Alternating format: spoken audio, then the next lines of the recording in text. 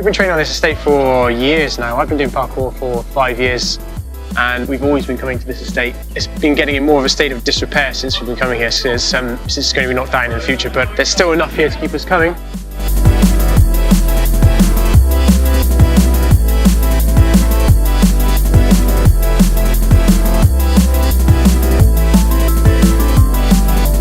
The main thing is because it's got a good grip on your hand. The angle like that means that your hand can go over it. Like a normal wall is like 90 degrees, so you've got that. But because you've got your fingers involved with more of this, it's a lot easier to pull on it. So it actually helps you get over. So once you're on the top of the wall, you can actually climb over it easier rather than falling back.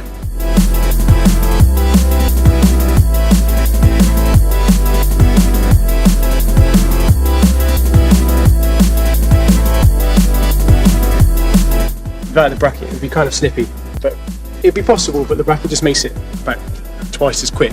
Even to start off, you can use that as a good hand grip. It's like having a grip in a climbing wall, basically. It just makes the whole thing a lot easier.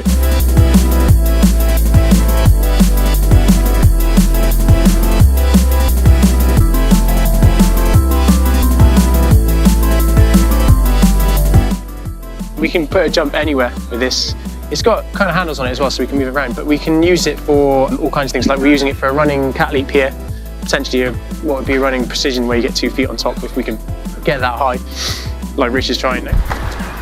There we go, almost. The bonus is that if he knows he can make it from that distance, then you can move the brick a bit further, a couple of inches, and just keep moving it back until you find your limit, and then that'll get you prepared for a future jump, which is obviously a lot harder, a lot further you'll be able to make it because you've tested the distance in a safe way. If you had 2 as well, you could even jump to the other, create your own jumps. But it's just a very versatile thing, really. I think the metal one kind of digs into your fingers a little bit. They kind of hurt after a while of carrying, so if it was something that's a bit more rounded, it's got a decent flat top and it's flat underneath as well, so it's not going to wobble around. That's quite a good size and it's a good weight as well. It's obviously not too heavy and you can move it around quite easily.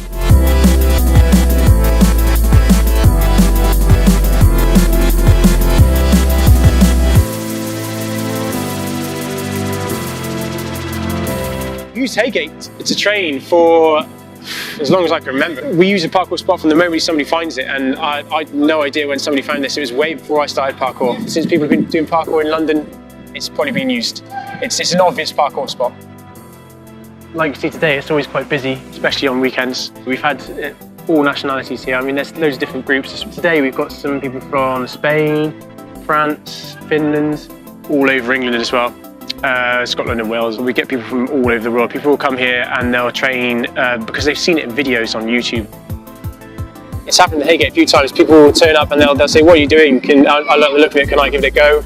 Do you do classes?" All this kind of thing. Sometimes we'll teach them there and then. They'll come along to a class, but generally, because parkour is growing in such a massive way, places like the Heygate are very useful in that we can take people there to teach classes, and people who live there and nearby actually find it a lot easier getting to these classes because we can do them in specific parts of London.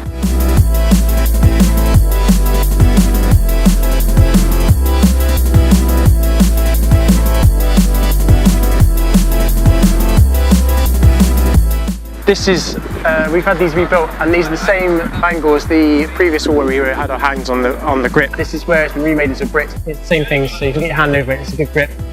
You can jump to it, so you can climb up to it. Obviously you've got a number of bricks, so you can set it for a certain length, and you can put it on top of a flat wall.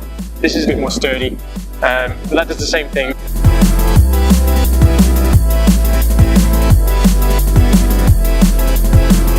This cuff is a reproduction of the one on the drain pipe we were climbing earlier. It's designed so that you can get a good hand grip and foot grip on it. It's just the right width. It's made so that it can clip together on pretty much any lamppost, such as this one here, and it makes things easier to climb really. And normally a lamppost is pretty slippy. If you had this in the way, you could stop anywhere and it would help you. If you had a few, actually, you could just scale it in no time. You can even do what we call a koala, which is where you jump to the lamppost and you'd land like this. Which is horrible because obviously that could go nasty wrong. But with this, it's a lot easier because you could use that as a platform and it'll absorb your feet and then you can climb from there.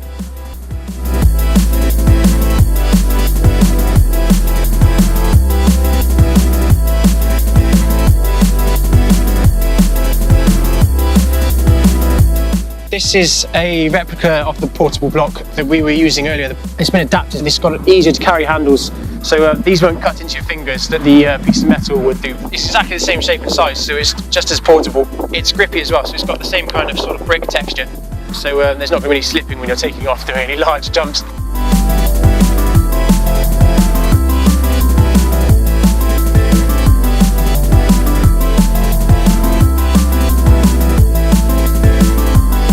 These new features, if we could transfer the features that we've chosen from the current Heygate Estate into the new development, it would be very useful, as they contribute a lot to our parkour movement, and we'd be able to bring parkour to the new estate, which would be great because it's developing sport, it's great for fitness. People in the old estate liked it when we trained there, they were happy to watch us training. Even if their kids came over, we'd help them train and they'd join in. And it's been proven to reduce crime as well, actually. And we've had a lot of kids who have gone through a system of classes that we did. And I think that would really help. Then that would help parkour, and it would help the community in general as well. People would expect us to be there. They wouldn't worry that we'd be breaking things and causing trouble, which we don't anyway. But that's how they view us. So if we had specific areas for that, yeah, that'd be great. It'd be a dream come true, really.